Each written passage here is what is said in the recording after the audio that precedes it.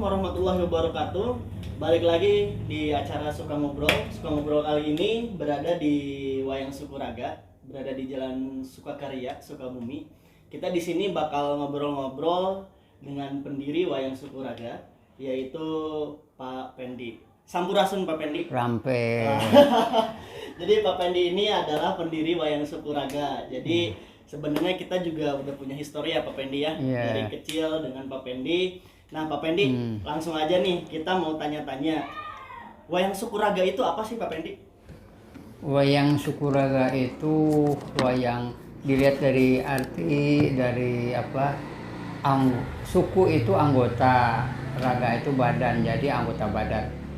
Jadi wayang anggota badan, jadi lebih kerennya lagi biar bilang anggota badan kan kurang bagus ya. Jadi anggota itu adalah suku. Raga itu apa? Badan itu anggota badan ya. Raga, badan itu raga, jadi anggota.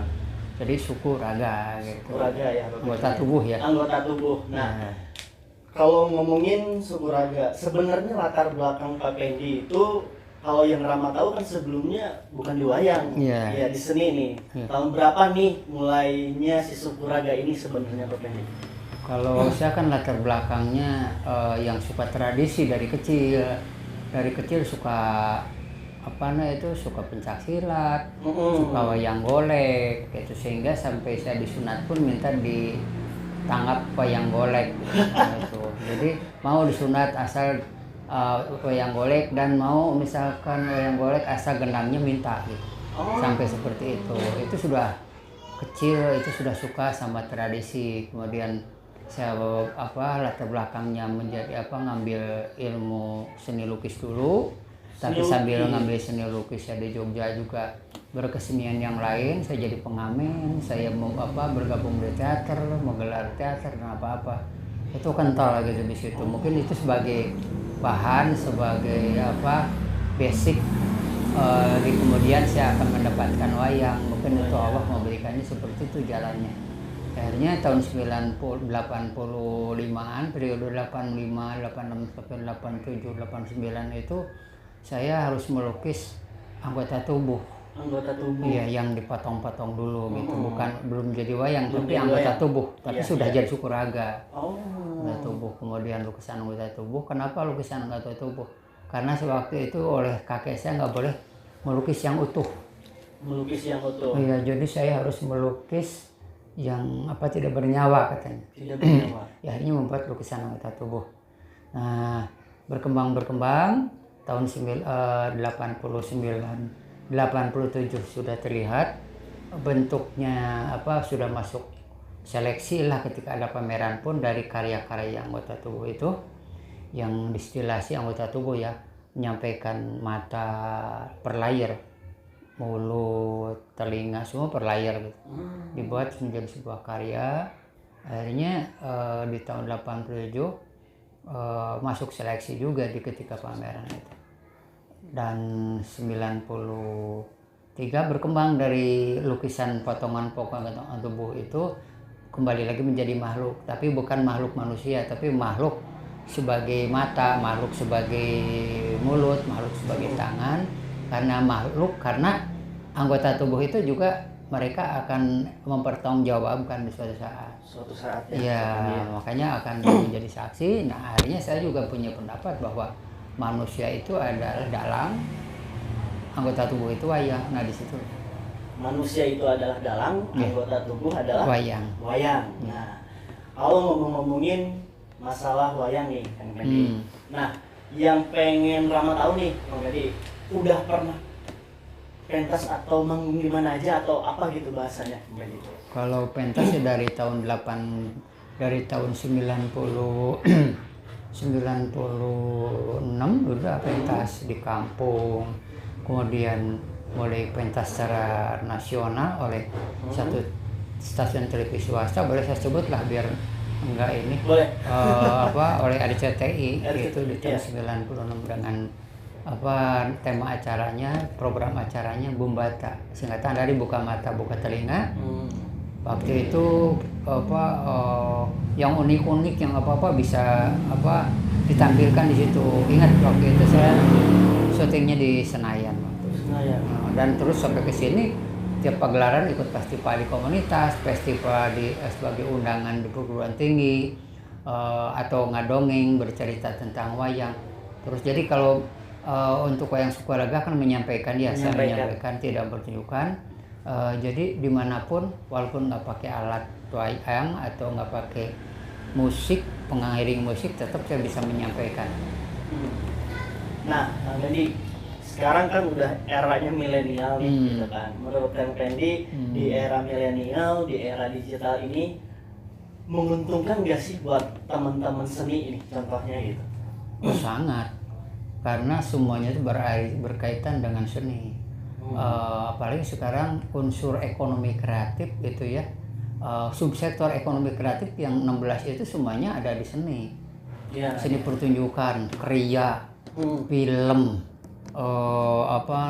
kuliner, semua berkaitan dengan seni. Jadi apalagi sekarang dengan adanya teknologi yang begitu canggih, ada beberapa mesin pencarinya, ada beberapa browsernya lahir juga teknologi Android begitu terakhir. Ya makin pesat, zaman saya mah nggak ada teknologi seperti. Berarti intinya untuk seni menguntungkan lah ya, menguntungkan. Segi promosinya, mungkin ya, segi perkenalannya gitu kan. Nah, terus kalau misalkan nih, udah berapa nih total jumlah karya Kang Pendi, karya yang dibuatnya gitu, wayangnya gitu, dan nama-namanya itu apa sih Kang Pendi? Kan biasanya kalau wayang ada nama siapa gitu. Karena kalau Sukuraga itu ya, wayang Sukuraga itu bukan hanya sekedar yang dimainkan. Tetapi yang dilukis juga adalah wayang Sukuraga. Jadi karya saya itu kan dari lukisan sampai ke teater, sampai ke museum, semua itu Sukuraga. Sampai ke poster pun Sukuraga, sampai ke batik pun juga batik Sukuraga. Seperti batik motifnya namanya manuk celileng. Ya, Tumenik Celileng itu punya filosofi supaya celi itu juga menegadah seperti tangan. Makanya gambarnya manuk celileng itu gabungan celi dan lengan. Celileng gabungan celi dan lengan. Itu filosofinya bahwa telinga juga harus menengadah, menerima masukan dari orang lain, petua dari orang lain. Juga misalkan ada kembang mata, daun telinga, sama itu. Jadi semua bukannya lukisan saja. Kalau misalkan dengan seket-seketnya kan ratusan kan, tapi kalau yang dijual mungkin terbatas. Karena tidak semua orang suka terhadap seperti ini gitu. Kalau misalkan ketika pentas nih wayang Sukuraga, dia biasanya ceritainnya tentang apa sih Kang Pendi? Ceritakan bukan tentang konflik manusia, tapi konflik anggota tubuh itu sendiri. Konflik anggota tubuh. Ya. Contohnya misalkan ketika si tangan itu si mata itu melihat duri di jalan atau paku, kemudian si mata itu menyuruh tangan, waduh ini bahaya, kata si tangan, kata si mata, kalau nggak diambil nanti saudara kita yang lewat pasti akan jatuh menusuk duri atau menusuk paku itu, atau kalau kulit pisang akan diinjaknya bisa jatuh. Makanya si mata itu ngasih tahu ke si tangan tolong ambilkan tuh, saudara kita nanti tetangga kita pada jatuh dan akan celaka itu kita akan dihisab kalau kita nggak mengambil itu. Itu. Kemudian kan si tangan berperang aja sama si mulut. Bagaimana aku nggak disuruh kok? Gitu. Yang nyuruh kan dalang. Kita hanya sebagai robot saja, sebagai itu aja. Akhirnya makanya nanti yang dipertanya mereka jadi saksi.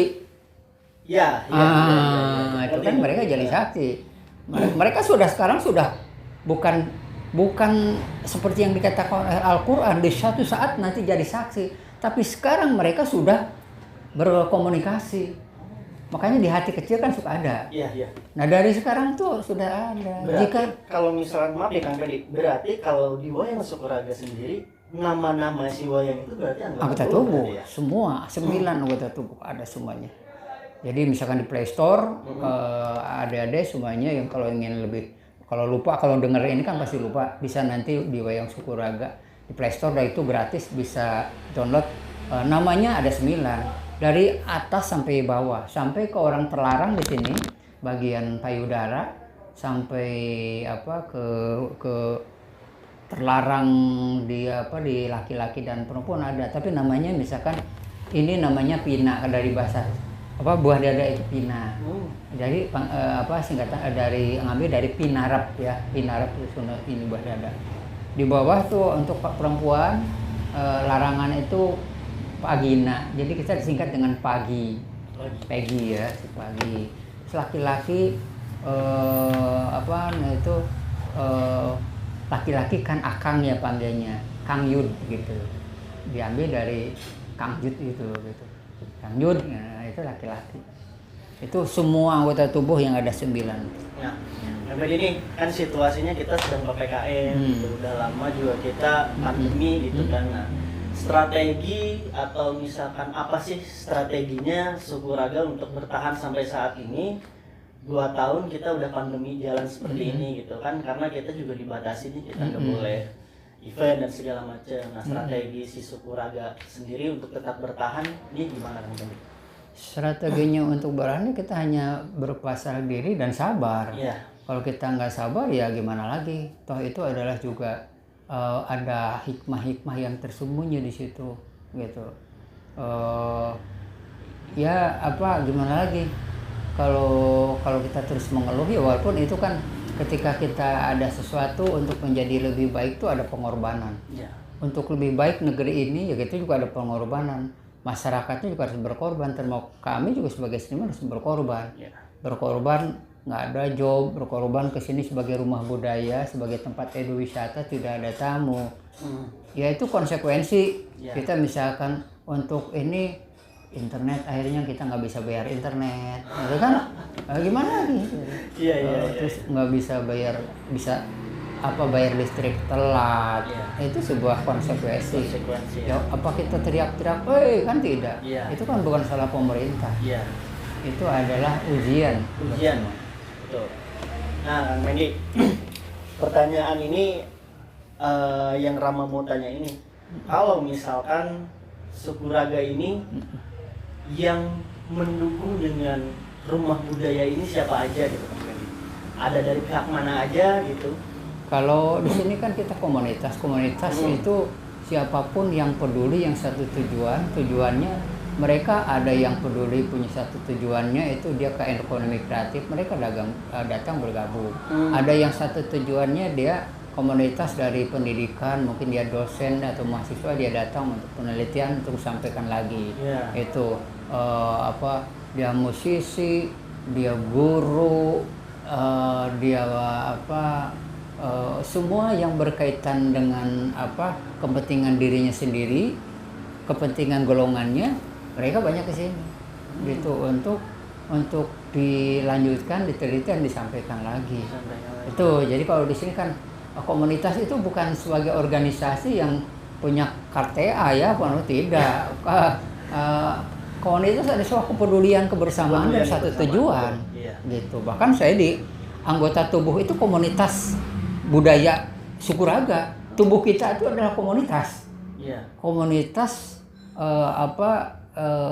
budaya Suku Raga. Kenapa? Karena satu komunitas ini punya tujuan untuk menyelamatkan manusia, harus bersatu. Si anggota tubuh itu satu tujuan, satu komunitas namanya Raga Manusia, namanya Raga Manusia, dari bangsa manusia lagi kan komunitas itu.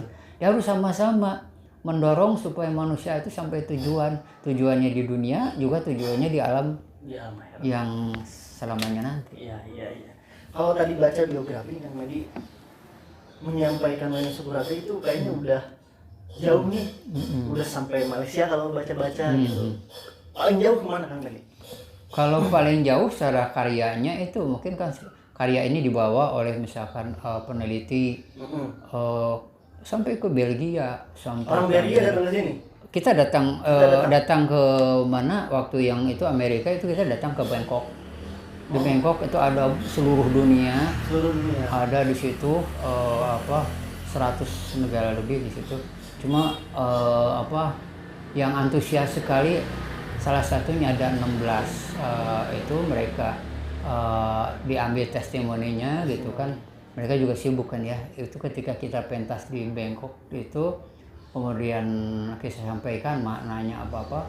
Mereka juga akhirnya teman kita yang membuat testimoninya apa di satu persatu di apa ditanyakan, akhirnya sampai sekarang juga ada ini apa kalau dari karyanya sendiri banyak sampai ke beberapa negara. Kalau saya secara pribadi baru nginjak di Asia saja. Di Asia. Ya kayak Thailand, Malaysia, Singapura. Oh, Indonesia mudah-mudahan berarti ya. Indonesia kota-kota gede ya. Kota-kota gede ya. Udah sampai jauh berarti intinya. Nah, yang tadi pertanyaan terakhir nih. Kasih pesan dong buat anak-anak muda sekarang, milenial sekarang gitu, biar mereka tetap bisa menjaga budayanya, apalagi khususnya nih Sukuraga ini asli Sukabumi gitu. Seperti apa? Khususnya untuk kaum milenial harus dimanfaatkan dengan apa teknologi informasi ini dengan bijak, dengan baik, karena apapun itu sangat bermanfaat. Mau dagang, mau menyampaikan informasi, mau apapun, manfaatkan. Dan ketika kita membuat sesuatu itu jangan langsung titik, langsung berhenti, apalagi dia langsung bosan. Harus sama dengan deskripsi seni menurut saya. Deskripsi seni menurut saya itu adalah satu proses pekerjaan atau berkarya cipta yang tidak ada koma, yang tidak ada titik, maaf. Jadi koma kan terus menerus akhirnya adalah suatu proses berkarya atau bekerja yang tiada titik terus menerus. Contohnya kalau orang berkarya kan anak-anak latihan band terus sampai berhari-hari lah latihan eta we. Padahal seharusnya ada evaluasi dibuat lagi. Bukan seperti itu maksudnya tuh. Itu kan satu bukti juga. Dia tidak ada titik. Betul. Terus gitu. Nah, itu makanya deskripsi menurut Kang Pendi Sukuraga itu adalah satu proses berkarya atau bekerja yang tidak ada titik. Nah, jadi kesimpulannya jangan pernah bosan gitu ya Kang Pendi. Makasih banyak Kang Pendi waktunya. Sama-sama. Mohon maaf kita ngeganggu kesini. Di lain kali nanti kita ngobrol-ngobrol banyak lagi ya Kang Pendi. Mudah-mudahan Sukuraganya semakin sukses. Amin. Dan Sukuraganya juga bisa dicintai anak-anak milenial sekarang. Amin. Jadi seperti itu teman-teman Suka Ngobrol. Nanti kita bakal balik lagi di episode selanjutnya. Assalamualaikum warahmatullahi wabarakatuh. Sampai jumpa.